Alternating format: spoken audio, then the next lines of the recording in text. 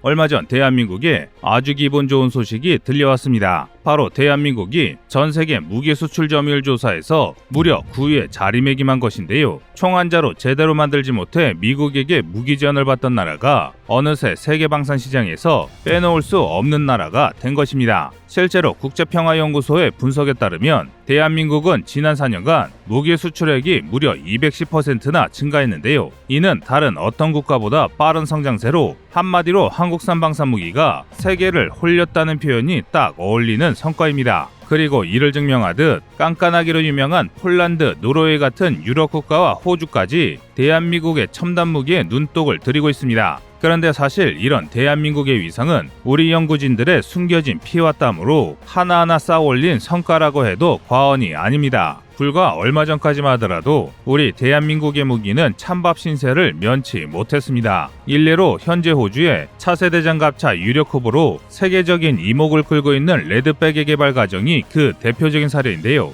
레드백 개발 초기 우리 연구진들이 독일의 대표 방산업체인 라인메탈의 기술 협력을 요청했습니다. 그런데 돌아오는 대답은 참으로 황당한 답변이었습니다. 바로 대한민국의 무기는 인지도가 낮아서 안 된다는 치욕을 당해야 했기 때문인데요. 게다가 당시만 하더라도 대한민국의 군사력은 일본과 각축전을 벌일 정도로 낮았는데요. 이 때문에 심지어는 국내 일각에서조차 일본과 무력 충돌이 발생하면 한국의 승리를 장담할 수 없다는 분석이 제기되기도 했습니다. 그런데 여기서 충격적인 것이 이런 분석이 나온 지금은 물론이거니와 당시에도 단순한 통계 자료만 믿고 자위대의 실상은 전혀 모르는 어처구니 없는 분석의 결과를 단정지은 것입니다. 또 여기에 충격적인 사실이 하나 있습니다. 일반 대중들에게는 잘 알려지지 않았지만 과거 일본 자위대가 대한민국에게 고개를 숙이며 제발 한국형 상륙돌격 장갑차 KAV-7A1을 팔아달라고 애걸복걸한 사건이 있었습니다. 한국의 KAV-7A1은 미국의 AAV-7A1을 대한민국 실정에 맞게 개량하고 라이선스 생산하는 장갑차입니다. 즉 사실상 대한민국의 장갑차라고 부르기도 부족한 장갑차인데요. 그런데 일본은 이런 능력마저도 없기 때문인지 미국이 개발하던 차기 상륙돌격 장갑차 도입이 무산되자 자국의 상륙 전력에 공백이 발생하는 것을 두려워해 한국의 KAV-7A1이라도 팔아달라고 매달렸던 것입니다. 더군다나 중국과 센가쿠 열도 문제가 불거지면서 일본의 상륙돌격 장갑차는 구군이 걸린 필수 장비가 되었는데요. 하지만 결론부터 말하자면 대한민국은 KAV-7A1을 수출하지 않았습니다. 일본이 KAV-7A1의 수출을 요청했을 당시 우리 대통령이 독도를 방문하자 일본의 태도가 갑자기 돌변했기 때문인데요. 만약 일본에 우리의 상륙돌격 장갑차가 수출되었다면 어떤 일이 벌어졌을지 뻔하게 느껴지는 대목입니다. 그런데 일각에서는 대한민국이 일부러 일본이 KAV-7A1의 수입을 파기할 수밖에 없도록 만들었다는 분석도 나오고 있습니다. 전 세계 공적인 중국을 상대하는 일본의 명분 때문에 대한민국이 수출할 마음도 없으면서 어쩔 수 없이 긍정적인 반응을 보였다는 건데요. 우리에게 이빨을 언제든지 들이밀지 모르는 일본에 한국의 상륙돌격 장갑차와 동일한 성능의 KAV-7A1을 수출한다는 것은 제 무덤을 스스로 파는 일이나 다름없습니다.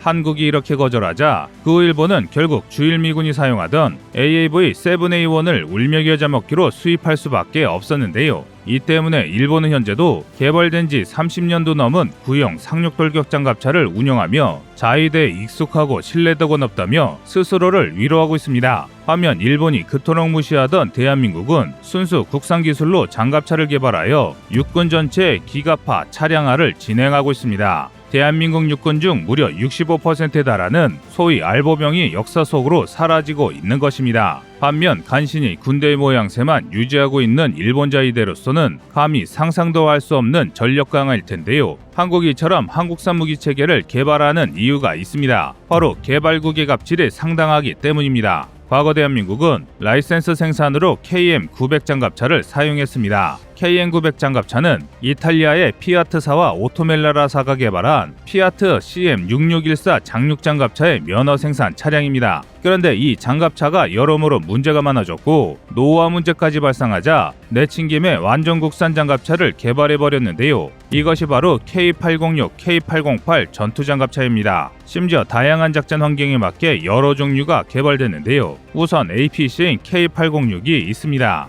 APC는 전장의 택시라는 별명처럼 병력 수송을 주목적으로 두꺼운 장갑을 갖추고 무장을 최소화한 장갑차를 말하는데요. K806도 기본 무장으로는 7.62mm K16 기관총을 갖추고 있습니다. 하지만 병력 수송은 승무원을 2명 제외하고는 9명을 추가로 태운 채로 최대 시속 100km까지 낼 수 있을 만큼 우수한 성능을 발휘하고 있습니다. 뿐만 아니라 60%의 경사가까지 거뜬히 올라갈 수 있는 만큼 산악 지형이 많은 우리 국토에 최적화된 병력 수송 능력을 위한 장갑차라고 할 수 있습니다. 그런데 이 정도로는 아무래도 활용면에서 약간의 아쉬움이 느껴질 수밖에 없는데요. 그래서 K806 차체에 바퀴 2개를 추가하여 길이를 늘리고 장갑을 보완해 안정성을 높이고 화력을 추가한 형제 장갑차가 있습니다. 바로 그것이 IFV인 K808입니다. IFV는 보다 화력을 강화해 대전차 및 대공 능력을 수행할 수 있고 심지어 직접 전투까지 가능한 전투형 장갑차를 말하는데요. 실제로 K808은 기존의 K16 기관총 대신 K4 고속유탄 발사기 또는 K6 중기관총의 무장을 더했습니다.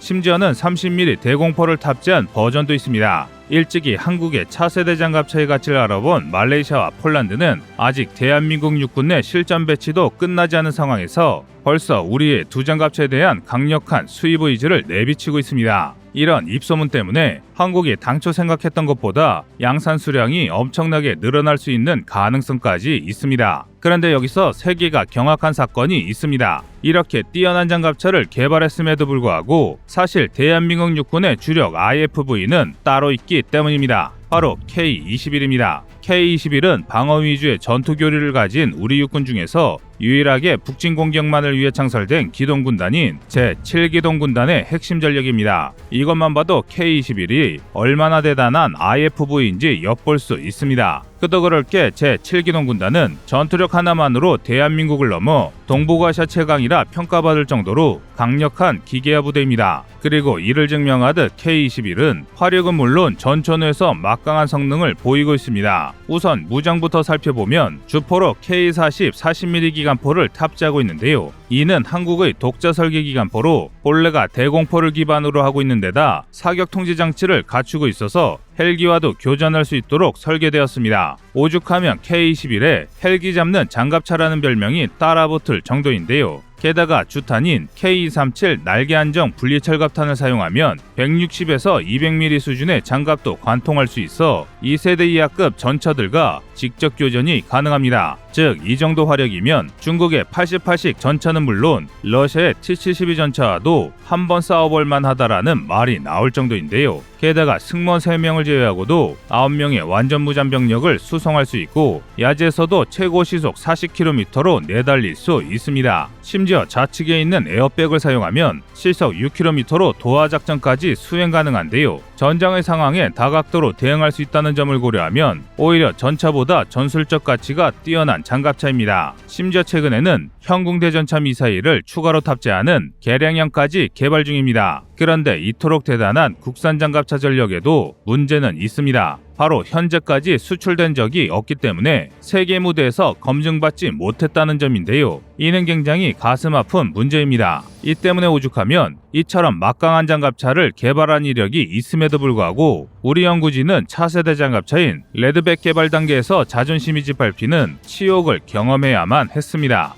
과거 한국은 독일의 라일메탈에게 기술 협력을 요청했지만 항공 무기의 인지도가 낮다는 이유로 퇴짜를 맞았던 경험이 있습니다. 하지만 지금은 당시 독일이 그런 결정을 한 것에 대해 땅을 치고 후회하고 있는 상황인데요. 그도 그럴 것이 그들이 그토록 무시했던 대한민국의 레드백이 호주의 차세대 장갑차 선정 사업에서 라인메탈의 링스 장갑차와 마지막까지 각축전을 벌이고 있기 때문입니다. 사실 독일의 링스 장갑차는 명품이라는 이름이 아깝지 않은 훌륭한 장갑차입니다. 레드백이 6명의 병력을 수송할 수 있는 반면 링스는 8명의 병력을 태울 수 있어 일회 병력 수송면에서 레드백을 웃돌고 있습니다. 또한 활용면에서도 링스는 레드백보다 다소 우위를 점하고 있습니다. 링스의 주무장이 35mm 기관포인데 반해 레드백의 주무장은 그보다 5mm 작은 30mm 기관포입니다. 그런데 이런 무장 차이를 가지고 있음에도 불구하고 다수의 군사 전문가들은 우리 레드백의 승리를 점치고 있습니다. 비록 화력 면에서는 레드백이 링스에 약간 뒤처지고 있지만 안정성 면에서는 레드백이 링스를 완전히 압도하고 있기 때문인데요. 이 차이가 가장 두드러지는 게 서스펜션 차이입니다. 링스는 지뢰의 방어에 대한 차원으로 차체 하부를 보호하기 위해 아주 무거운 장갑을 채택했는데요. 이 때문에 완전 무장을 갖추면 최고 50톤을 넘어 기동력에서 상당한 의심을 받고 있습니다. 반면 레드백은 각 바퀴마다 별개의 서스펜션을 장착하는 ISU를 적용하고 하부는 V자체 설계로 질에 대한 대응력을 높였습니다. 그리고 여기서 확보한 무게를 장갑차에서 가장 취약한 상부 무장을 더하는 데 사용했는데요. 이 덕에 링스와 유사한 방어력을 가지면서도 무게는 고작 43톤밖에 되지 않습니다. 게다가 레드백은 철제 궤도 대신 고무 궤도를 적용했는데요.